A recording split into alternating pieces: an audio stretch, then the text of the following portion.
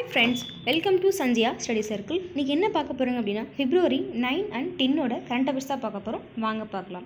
தினம் ஒரு திருக்குறள். வாய்மை எனப்படுவது யாதெனின் யாதொன்று தீமை இல்லாத சொல்லல். பொருள்: வாய்மை எனப்படுவது மற்றவருக்கு ஒரு தீங்கும் தராத சொற்களை சொல்லுதலாகும். அதிகாரம் வாய்மை. ஹெட்லைன்ஸ். ஃபர்ஸ்ட், தேவநேய பாவனார் பிறந்தநாள் விழா.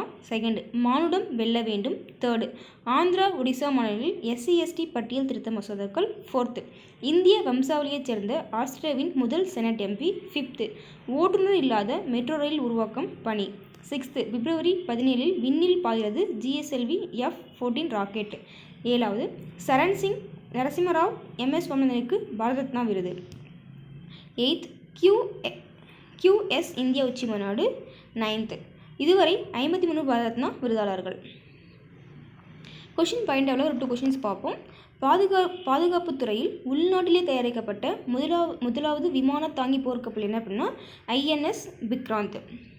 அதுவும் இல்லாமல் செகண்ட் வந்து வேர்ல்டுலே நம்ம செல்ஃபோன் மொபைல் உற்பத்தியில் 2வது பிளேஸை நம்ம இந்தியா இருக்கோம். ஃபர்ஸ்ட் நியூஸ், தேவநேய பாவனார் பிறந்தநாள் விழா. இது எங்கே கொண்டாடுறாங்கன்னு பார்த்தீங்க அப்படின்னா சென்னையில் ராணிமேரி கல்லூரியில் அகர முதல திட்ட இயக்குனர் தலைமையில் ஒன்று கொண்டாடிருக்காங்க. இது எத்தனாவது பிறந்தநாள் பார்த்தீங்கன்னா 122வது பிறந்தநாள். தேவநாயகனுடைய சிறப்பு பெயர்கள் நிறையா இருக்குது. அதில் மொழி ஞாயிறு அப்படின்ற அழைக்கப்படுற யாருன்னா தேவநேய பாவனார். இப்படி நூல்கள்னு பார்த்தீங்க அப்படின்னா சொல்லாய்வு கட்டுரைகள். அதுவும் இல்லாமல் இவர் வந்து பல்வேறு இலக்கண கட்டுரைகளையும் மொழியாராய்ச்சி கட்டுரைகளையும் எழுதி தமிழ் சொல்லாராய்ச்சியில் உச்சம் தொட்டவர் யாருன்னா தேவநேய பாவனார். இவர் வந்து செந்தமிழ் சொற்பிறப்பியல் அகர முதலி திட்ட இயக்குனர் இருந்திருக்காரு. அதுவும் இல்லாமல் உலக தமிழ் கழகத்தை நிறுவி தலைவராக இருந்தவர் யாருன்னா தேவநேய பாவனார். இதுவும் கொஸ்டின் கேட்டிருக்காங்க TNPSCயில். நெக்ஸ்ட் ஹெட்லைன், மானுடம் வெல்ல வேண்டும். இப்போ காடுகளில் விலங்குகளோட எண்ணிக்கை வந்து சமீப காலத்தில் வந்து அதிகரிச்சுட்டு இருக்கு. ஆனால் கழுகுகள் எண்ணிக்கை வந்து கொஞ்சம் குறைஞ்சிட்டு இருக்கு. அதுவும் இல்லாமல் நம்ம தென்னிந்தியாவில் அந்த கழுகுகள் எண்ணிக்கை வந்து இன்க்ரீஸ் ஆகிருக்கு. இப்போ அன்றைய கேரளா கர்நாடகா ஒருங்கிணைந்த நடைபெற்ற தமிழ்நாடு வனத்துறை 2வது ஒருங்கிணைந்த கழுகுகள் கணக்கெடுத்தாங்க. அதன்படி வந்து நம்ம தமிழ்நாட்டில் எவ்வளோ கழுகுகள் இருக்குது பார்த்தீங்கன்னா 246 கழுகுகள்னு சொல்லியிருக்காங்க. அதுவும் இல்லாமல் கழுகுகளோட அழிவுக்கு காரணம் என்ன அப்படின்னா ஒரு மருந்து. அது என்ன மருந்துனா டெக்லோஃபேனா என்ற மருந்து. இது வந்து எங்கே யூஸ் பண்ணுறாங்கன்னு பார்த்தீங்கன்னா கால்நடை மருந்தில் யூஸ் பண்ணுறாங்க. இந்த கால்நடைனா மாட்டு உடம்பு சரியில்லாம் அந்த மருந்தை யூஸ் பண்ணும்போது சில டைம் அந்த மாடு இருந்துச்சுன்னு பார்த்திங்கன்னா அந்த இறந்த மாட்டை வந்து கழுகுகள் உண்ணும்போது அந்த சாப்பிட்றதுனால அந்த டெக்லோஃபேனா என்ற மருந்து வந்து அதுக்கு பாதிப்பு ஏற்படுத்தி அந்த கழுகுட இறப்புக்கு காரணமாக இருக்கும். இதே இந்த மருந்தை வந்து தடை செஞ்சுருக்காங்க. அதுவும் இல்லாமல் இந்தியாவில் எத்தனை வகை கழுகுகள் இருக்குதுன்னு பார்த்திங்கன்னா 9 வகை கழுகுகள் இருக்குது. அதில் 4 வகை கழுகுகள் வந்து நம்ம தமிழ்நாட்டில் இருக்குது. அது எங்கன்னு பார்த்தீங்கன்னா முதுமலை புலிகள் சரணாலயத்தில் உள்ள சீக்கூர் பள்ளத்தாக்கில் தான் இருக்குது. அது என்னென்னு பார்த்தீங்கன்னா வெள்ளி நில பருந்துகள், சிவப்பு தலையுள்ள பருந்துகள், நீலமூக்குள்ள கழுகுகள், எகிப்திய பருந்துகள் சொல்லிட்டு 4 இருக்குது. அதுவும் இல்லாமல் மெக்சிகோவின் தேசிய பறவை என்னென்னு பார்த்தீங்கன்னா தங்ககருடன். அதுக்கு மேலே 2016 கணக்கெடுத்தாங்க. அப்போ வந்து 100 ஜோடி கழுகு தங்ககருடன் இருந்துச்சு. ஆனால் இப்போ வந்து அதில் பாதி அளவு கூட இல்லை. அடுத்த நியூஸ், ஆந்திரா ஒடிசா மாநிலங்களில் SC/ST பட்டியல் திருத்த மசோதாக்கள்.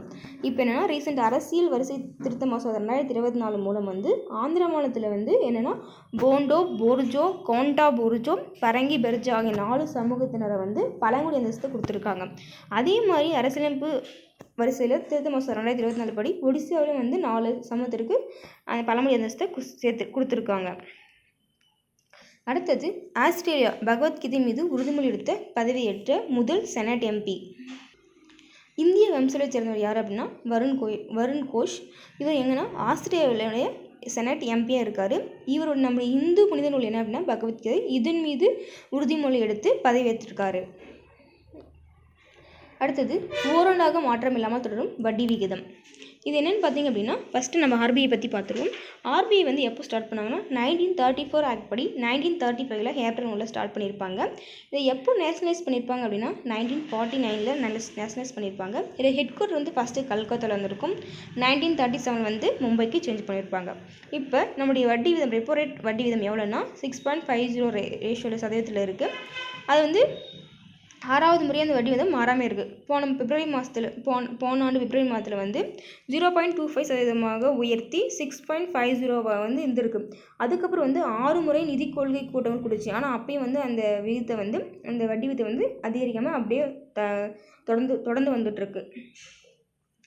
அது இல்லாமல் 2023-24 இந்த இதில் வந்து பொருளாதார வளர்ச்சி எவ்வளோன்னா 7.3% இருக்குன்னு சொல்லியிருக்காங்க.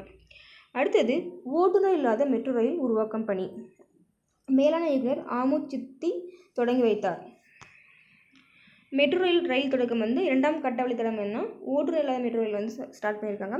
இந்த ரயில் உருவாக்கம் பணி வந்து யார்கிட்ட கொடுத்துருக்காங்கன்னு எந்த நிறுவனம் பார்த்தீங்க அப்படின்னு கொடுத்துருக்காங்கன்னா அஸ்டோம் டிரான்ஸ்போர்ட் அப்படின்ற ஒரு இந்திய நிறுவனம் தான் ஒப்படைச்சிருக்காங்க. எவ்வளோ கோடி இந்த ஒப்பந்தம் போட்டிருக்காங்க அப்படின்னா 1215.92 கோடிக்கு ஒப்பந்தம் போட்டிருக்காங்க. எப்படின்னா 3 பெட்டிகள் இந்த ரயில் பெட்டியில் 36 ரயில் தயாரிக்கணும்னு சொல்லியிருக்காங்க. இது வந்து எப்போ முடிச்சு தரணும் அப்படின்னா ஆகஸ்ட் மாதத்தில் கொடுக்கணும். இது யார்கிட்ட ஒப்படைக்க போகிறாங்க அப்படின்னா பூந்தமல்லி பனிமலையில் மெட்ரோ ரயில்வே நிலையத்தில் தான் ஒப்படைக்க போகிறாங்க. இந்த 3 பெட்டிகளும் வந்து ஏசி இருக்கும். இதில் வந்து 1000 பேர் பயணிக்கலாம். இதில் வந்து அதுவும் இல்லாமல் அவசர கால வெளியேற்ற கதவுகள், தீயணைப்பு கருவிகள், தடைகளை கண்டறியும் கருவிகள்னு சொல்லிட்டு எல்லாமே வந்து பாதுகாப்பு அம்சங்கள் வந்து இதில் இடம்பெற்றுன்னு சொல்லியிருக்காங்க. அடுத்தது பிப்ரவரி 17 விண்ணில் பாய்கிறது GSLV F-14 ராக்கெட். இதுனா இன்சாட் 3 TS செயற்கைக்கோளை வந்து GSLV F-14 ராக்கெட் மூலம் வந்து பிப்ரவரி 17 லான்ச் பண்ணுறாங்க. எங்கேருந்து லான்ச் பண்ணுறாங்க அப்படின்னா ஸ்ரீஹரிகோட்டாவில் சதீஷ் திவான் விண்வெளி ஆராய்ச்சி மையத்திலிருந்து எப்போனா பிப்ரவரி 17 ஈவினிங்கில் 5:30 லான்ச் பண்ணுறாங்க. இதில் வந்து கேஜ் எவ்வளோன்னு பார்த்தீங்க அப்படின்னா 2275 கிலோ கேஜ் இருக்குது. இது வந்து 6 இமேஜிங் சேனல் இருக்குது. இதில் 25 விதமான ஆய்வுக்கருவிகளை இதில் பொறுத்திருக்காங்க. இது எதுக்காக லான்ச் பண்ணுறாங்கன்னு பார்த்தீங்க அப்படின்னா வானிலை மாறுபாடுகளை கண்காணித்து பேரிடர் உதவுவதாக தான் லான்ச் பண்ணியிருக்காங்க. முக்கியமாக அனைத்து புவியின் பருவநிலை மாறுபாடுகளையும் உன்னிப்பாக கவனித்து வானிலை தகவல்களை வந்து கொடுக்குறத வந்து லான்ச் பண்ணுறாங்க. அடுத்தது சரண் சிங் நரசிம்மராவ் MS சுவாமிநாதனுக்கு பாரத் ரத்னா விருது. சரண் சிங் பார்த்திங்க அப்படின்னா உத்தரப்பிரதேச மாநில எம்பியாகவும் மாநில முதல்வராகவும் நாட்டின் உள்துறை அமைச்சராகவும் வந்திருக்காரு. இவர் வந்து 1979-1980 ஒரு பிரதமர் பதவி வைத்திருப்பார். சரண் சிங் அவங்க 24 வாரம் தான் வந்து அந்த பதவியில் இருந்திருப்பார். ஏன்னா வந்து நாடாளுமன்றத்தில் வந்து அவர் பெரும்பான்மை தகுதி வந்து நிரூபிக்க முடியாமல் அவர் வந்து பதவி விளங்கியிருப்பார். அவரோட இறப்பு பார்த்திங்கன்னா 1987 டெத் ஆகிருப்பார். அடுத்தது நரசிம்மராவ். இவர் வந்து 2004 இருந்திருப்பார். இவர் யாருன்னு பார்த்தீங்க அப்படின்னா சிறந்த அறிஞராகவும் அரசியல் தலைவராகவும் இருந்திருக்காரு. அது இல்லாமல் ஆந்திர முதல்வராகவும் மத்திய அமைச்சராகவும் MLAவாகவும் அவர் ஆட்சி பணி வந்து நம்ம நினைவுக்கூடதாக இருக்குது. அதுவும் இல்லாமல் வந்து இவர் வந்து தென்னிந்தியாவிலே முதல் பிரதமராக பதவியேற்றவர் யார் அப்படின்னா நரசிம்மராவ் தான். எப்போனா 1991 1996 வரையும் ஒரு பதவி வகிச்சிருப்பார். அதுவும் இல்லாமல் 5 ஆண்டுகள் முழுமையாக பதவி செய்தவர் யார் அப்படின்னா தென்னிந்தியாவில் ஒரே அவர் யாருன்னா நரசிம்மராவ் தான். இப்போ இந்த வருஷம் வந்து 5 பேருக்கு வந்து பாரத் ரத்னா கொடுக்குறாங்க. அதுக்கு 1994 4 பேர் கொடுத்துருக்காங்க. அதில் இன்னொரு எக்ஸ்ட்ரா 2 பேர் யாருன்னு பார்த்தீங்கன்னா இந்த 2024 பீகார் முன்னாள் முதல்வர் யாருன்னா கான்பூர் தக்பூர் பாஜக மூத்த தலைவர் யாருன்னா LK அத்வானி. அடுத்தது MS சுவாமிநாதன். இவங்க யாருன்னா பசுமை பிரச்சனை தந்தை அப்படின்னா MS சுவாமிநாதன். இடைய முழு பேர் பார்த்தீங்க அப்படின்னா டாக்டர் மான்கொம்பு சாம்பசிவ சுவாமிநாதன் தான். இவர் வேர்ல்டோடைய பசுமை பிரச்சனை தந்தை யாருன்னு பார்த்தீங்கன்னா டாக்டர் நார்மன் ஹி போர்லாக். இவர் வந்து 1960 12 மில்லியனாக இருந்த கோதுமையை வந்து 70 மில்லியன் டன்னாக வந்து மாற்றியிருப்பார். இவர் வந்து கோதுமையில் வந்து அந்த புரட்சி பண்ணியிருப்பார். எப்போனா 1966. அதுவும் இல்லாமல் IR-8 என்ற அதிசயத்தை வந்து இவர் வந்து உருவாக்கியிருப்பார். அது எப்படி உருவாக்கியிருக்காரு அப்படின்னு பார்த்தீங்கன்னா இந்தோனேஷியாவில் உள்ள பீட் என்ற நெல் வகை அது என்ன அதிக மகசூல் தரும். இதுமாதிரி சீனாவில் உள்ள TGOG-10 அப்படின்ற கொள்ள வகை நெல்லை வந்து ரெண்டும் கலப்பு பண்ணி IR-8 வந்து அதிசயத்தை வந்து இவர் வந்து உருவாக்கியிருக்காரு. அடுத்தது QS இந்திய உச்சி மாநாடு ஆளுநர் RN ரவி பங்கேற்பு.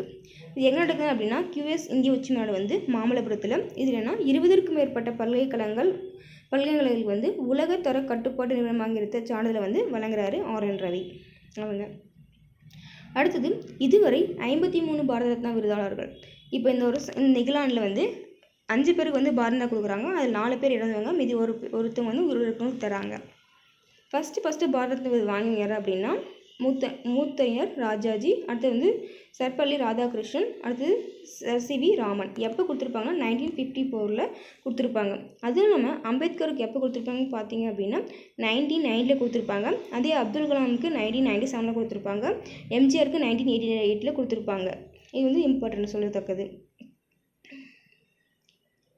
அந்த பாரத விருதில் என்ன இருக்குன்னு பார்த்தீங்க அப்படின்னா குடியரசுத் தலைவர் கையொப்பமிட்ட சான்றிதழும் பதக்கமும் அது ரெண்டும் இருக்குமா.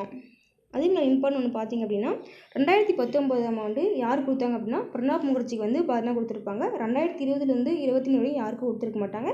இப்போ 2024 5 பேருக்கு கொடுக்குறாங்க. அடுத்தது தமிழகத்தில் 6.80 லட்சம் இறநிலை பறவைகள் அரசு தகவல். இப்போ 2024 ஆண்டில் கணக்கெடுத்தபடி நம்ம தமிழ்நாட்டில் எவ்வளோ இறநிலை பறவைகள் இருக்குதுன்னு பார்த்தீங்கன்னா 6,80,028 இறநிலை பறவைகள் இருக்குது. அதுக்கு முன்னே போன வீடியோவில் கேட்டிருந்த ஒரு 4 கொஷின்ஸ்க்கு ஆன்சரை பார்க்கும். ஃபர்ஸ்ட் கொஷின், மாநில தேர்தல் ஆணையத்திற்கான ஆர்டிகல் என்ன பார்த்தீங்கன்னா 243K. எலெக்ஷன் கமிஷன் ஆஃப் இந்தியாவுடைய எலெக்ஷன் கமிஷனர் ஆஃப் இந்தியா இவர் அப்பாயிண்ட் பண்ணுறது யாருன்னா பிரசிடென்ட். அதுக்கப்புறம் தேர்ட் கொஷின் வந்து SC/ST மக்கள் இல்லாத மாநிலம் என்னன்னு பார்த்தீங்கன்னா பஞ்சாப், ஹரியானா. அடுத்தது ஃபோர்த் கொஷின் வந்து குடல் புழு நீக்க நாள் எந்த நாட்களில் எத்தனை முறை வழங்கப்படுது? வருஷத்துக்கு 2 முறை. எப்போனா February 10, August 10. அடுத்தது இன்றைக்கான கொஷின் பார்த்திங்க அப்படின்னா ஃபஸ்ட்டு பாரத் ரத்னா வந்து விருது வந்து யாருக்கு வழங்கியிருக்காங்க?